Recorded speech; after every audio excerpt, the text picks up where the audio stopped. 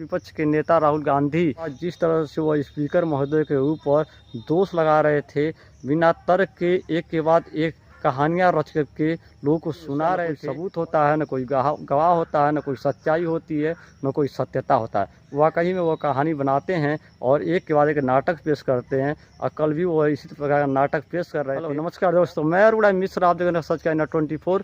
दोस्तों, आपको हम बताना चाहेंगे कि कल मैं लोकसभा सदन कार्रवाई देख रहा था और जिस तरह से विपक्ष के नेता राहुल गांधी कभी स्पीकर के ऊपर, कभी मोदी जी के ऊपर, कभी हिंदुओं के ऊपर जिस तरह से बार बार अनैतिक रूप से दोष लगा रहे थे, इससे पता चल रहा था कि वह जो सदन की गरिमा है उसको लगातार गिरा रहे हैं। जो एक संस्कार होता है सदन का, उसको गिरा रहे हैं। न उनको संस्कार की जानकारी है, न उनके अंदर किसी प्रकार का मर्यादा है। मर्यादा को ताक पर रख के संस्कार को बार बार तार करते हुए, धूमिल करते हुए कुछ ऐसे शब्दों का बार बार वह इस्तेमाल करते हैं जिससे जो सदन की कार्रवाई है बार बार कलंकित होती है, धूमिल होती है।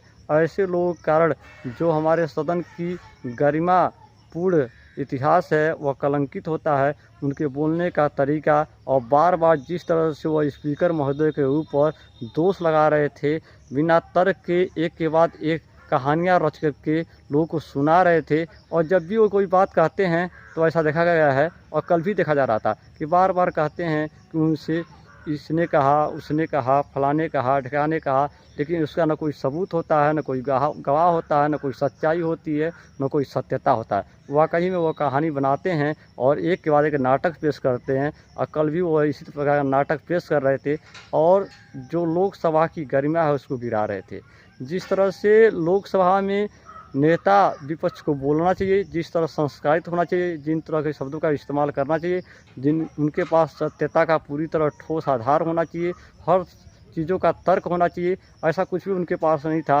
हवाई एक के बाद एक दोष लगा रहे थे, हिंदुओं का अपमान कर रहे थे, मोदी जी का अपमान कर रहे थे, हिंदू धर्म का अपमान कर रहे थे, देवी देवता आस्था का अपमान कर रहे थे। एक के बाद जिस तरह से हिंदू को हिंसक बता रहे थे, इससे लगता है वह बेहद अपरिपक्व हैं। अभी उन्हें सीखने की ज़रूरत है। इसीलिए शायद अमित शाह ने कहा कि उन्हें अभी संसद कार्रवाई जानने के लिए, सीखने के लिए, बोलने के लिए वास्तव में इसे ट्यूशन रख लेना चाहिए। मैं कहूँगा जो उनके पार्टी के वरिष्ठ नेता हैं, वरिष्ठ लोग हैं, वरिष्ठ सांसद हैं, वो राहुल गांधी को सिखाएं कि वास्तव में लोकसभा की कार्रवाई में किस तरह बोला जाता है, किस तरह से पेश आया जाता है, किस तरह स्पीकर महोदय के साथ संबंध रखे जाते हैं, किस तरह स्पीकर महोदय का सम्मान किया जाता है।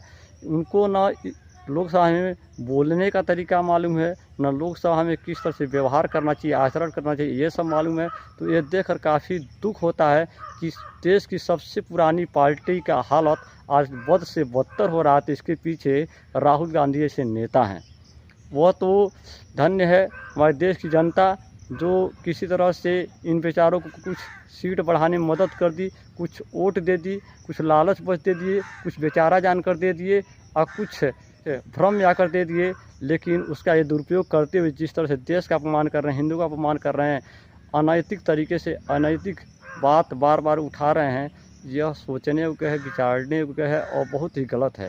और राहुल गांधी को अपने आचरण में सुधार करना चाहिए, वो क्योंकि उनकी जिम्मेदारी बढ़ गई है और वो विपक्ष के नेता हैं तो उनकी जिम्मेदारी अधिक है। आप सबका इस विषय पर क्या कहना है? राहुल गांधी के जो बातें हैं, जो विचार है, जो कार्य करने का तरीका है, जिस तरह बोलने का तरीका है, जिस आचरण है, उन पर आपका क्या कहना है, क्या विचार है, आप ज़रूर बताइए। आप देख रहे हैं सच का 24। मैं अरुणा मिश्र, सादर प्रणाम।